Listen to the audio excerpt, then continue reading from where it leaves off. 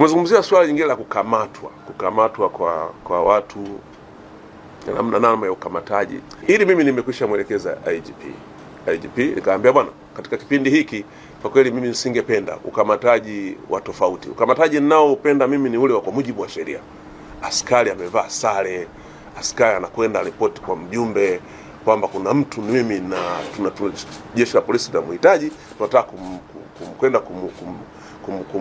kumhoji, basi tunataka kumchukua. Basi anagongewa yule mtu, anachukuliwa tena mchana. Maana yake mtu saa nyingine yupo pale, anajulikana yupo, kuna sababu gani ya kwenda na akitoka hapa anajulikana kazini kwake wapi, akitoka hapa anajulikana kazi shughuli zake anafanyia wapi, movement zake zinajulikana. Ya nini uende ukamkamate nyumbani kwake na watu wamevaa ninja au hawana sare, maslaha makubwa? Sio ukamataji mzuri. Tumekubaliana IGP, tumekubaliana kwamba ukamataji huu hapana. Tunataka ukamataji ambao wananchi wetu wameuzoea, wenye staha. Sasa hataki mtu akikamatwa basi hata watoto wake wapate hofu pale nyumbani. Ya nini kupeleka hofu mpaka watoto? Unaiacha ile trauma, yule mtoto atakuwa anawachukia polisi tu. Akiwaona polisi anasema ulimkamata baba au ulimkamata mama. Hapana, mimi nadhani ukamataji mzuri ni ule wa kistaa, na maada mtu hana tishio la kukimbia au hajui, kwa sababu mmeshapeleza na mnajua hajui. Kwa unapokwenda kumkamata unaweza kumtegea tu, hata ametoka nyumbani kwako ukatona, bwana unaitwa kituo cha polisi. Ndio ukamataji uzoea huo. Kwa hiyo huu mwingine huu ukamataji wa tofauti na hivyo tumekubaliana, isipokuwa shughuli za kipolisi ziko nyingi, masuala ya kiusalama yako mengi, yana levels tofauti. Pale itakapobidi ya namna hiyo, basi hiyo inayefanana na aina ya kosa, kuliko hata kosa kadogo tu mtu kaposti. Unajua hivi visimu hivyo, mtu mwingine kaposti ka kitu tu hivyo, sasa uchochezi. Hapana, hii tumekubaliana na hili haliwezi kuwepo kabisa katika kipindi hiki. Na kwa kweli nadhani na lenyewe ndio limechochea sana kuleta wananchi baadhi kuwachukia polisi, lakini polisi hawa ndio wanaofanya kazi nzuri mpaka huko mtaani tunaishi kwa usalama. Nimeelekezwa na Mheshimiwa Rais nifanye nini, na hiki ndicho ninachokifanya, kwamba lazima uhakikishe mahusiano kati ya polisi na wananchi yanakuwa mazuri. Wananchi wawapende polisi. Leo hii polisi hata akipata shida unakuta watu wanashangilia. Tunataka polisi akipata, hata kama kapata ajali ya pikipiki, tunataka wananchi waende pole bwana, wamuone kama ni msaada wao, rafiki yao, mwenzao.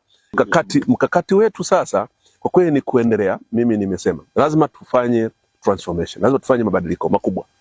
Kwanza mabadiliko ya kimfumo, lakini pili mabadiliko ya kiutashi. Kwa mfano, training zetu za jeshi la polisi lazima tuziangalie, kwamba hivi tuna train watu wanapokwenda kule kwa wananchi, tunawatrain waende wakapambane na wananchi au tunawatrain waende wakawalinde wananchi. Wenzetu wale wa Tume ya Haki Jinai iliyoundwa na Mheshimiwa Rais Dr. Samia Suluhu Hassan wametoa mawazo mazuri sana, na Mheshimiwa Rais ameagiza kwamba tuyasimamie yale mawazo.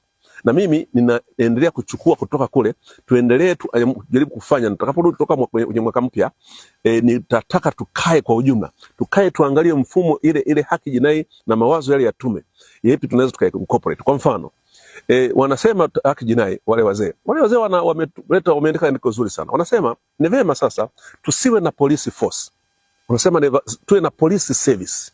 Unajua ikiwa force, ujeshi unakuwa mwingi, nguvu inatumika. Tunataka police service ili iwe ni huduma ya kipolisi ya kulinda raia na mali zao, lakini ni huduma, wanatoa huduma.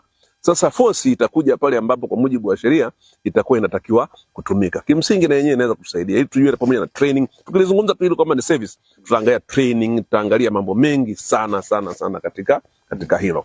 Lakini la pili ni mambo ambayo sheria iko clear. Ukamatweje? Unakwenda kumkamata mtu ana kesi ka misdemeanor. Maana katika sheria tuna kesi za tofauti. Kuna kesi felon ni kesi kubwa na misdemeanor ni kesi ndogo tu. Lakini unakuta taji ule wa nguvu inazidi kidogo. Lakini tunapojadili haya yote tufahamu kwamba hatima ya nchi yetu ya Tanzania iko mikononi mwa Watanzania.